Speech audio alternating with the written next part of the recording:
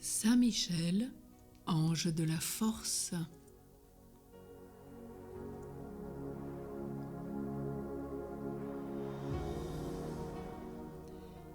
La vie chrétienne peut se définir comme l'acheminement de l'âme vers Dieu, vers l'éternité. Mais acheminement signifie marche en avant, par conséquent effort, progrès. Or l'effort et le progrès supposent la lutte, la violence, le combat. La vie de l'homme sur la terre est donc bien un combat, nous rappelle Job, le prophète, au chapitre 7, verset 7. Aussi l'énergie est le premier caractère du chrétien. Tout vrai chrétien doit être fort et courageux, par grâce de Dieu. Or, au temps où nous vivons, les âmes sont atteintes d'une déplorable faiblesse, assédie, paresse. Faiblesse dans le jeune homme devenu sitôt la victime de l'entraînement, l'esclave des passions. Faiblesse dans l'homme mûr, sensible au respect humain et incapable d'affirmer ses convictions. Faiblesse dans la famille où le devoir, le respect, l'obéissance, l'amour sont méconnus. L'indifférence glace les cœurs, l'incrédulité envahit les esprits, le courant des passions entraîne les volontés. Car les âmes, comme anémiées, ne savent pas résister à ce torrent de démoralisation, de scepticisme et d'impiété qui coule à plein bord et contre lequel la société n'est pas protégée.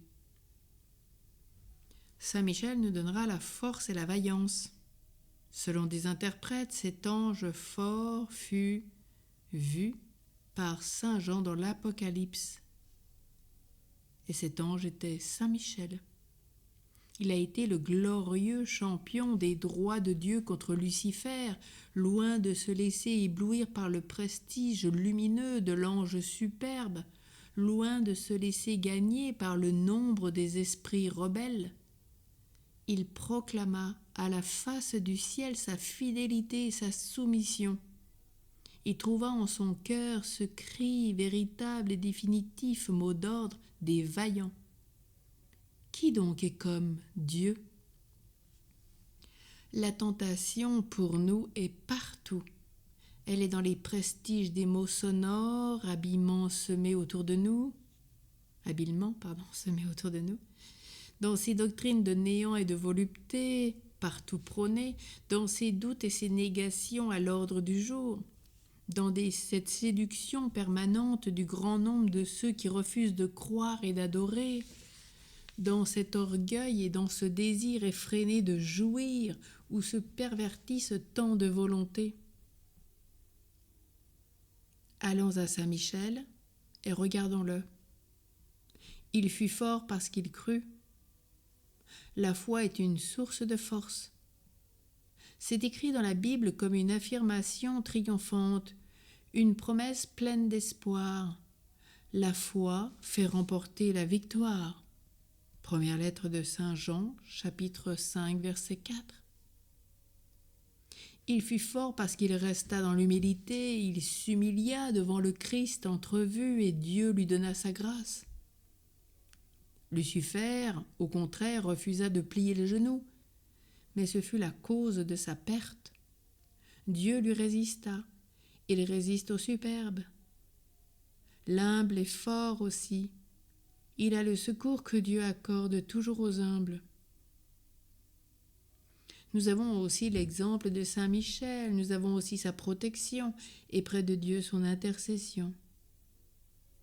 Levons-nous pour les glorieux combats de la foi et de la vertu.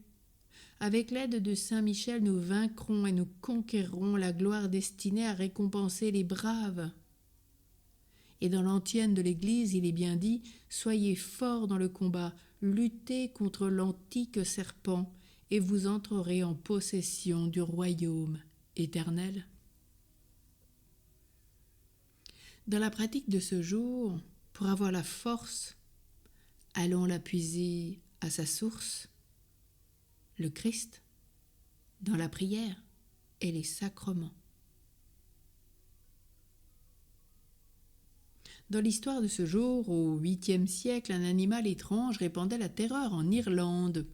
L'évêque ordonna un jeûne de 3 jours, puis convoqua son peuple pour aller attaquer ce monstre et le mettre à mort. Ils découvrirent la bête au sommet d'une montagne et se mirent à pousser de grands cris pour l'exciter. Comme elle restait immobile, ils approchèrent. À leur grand étonnement, ils virent qu'elle était tuée.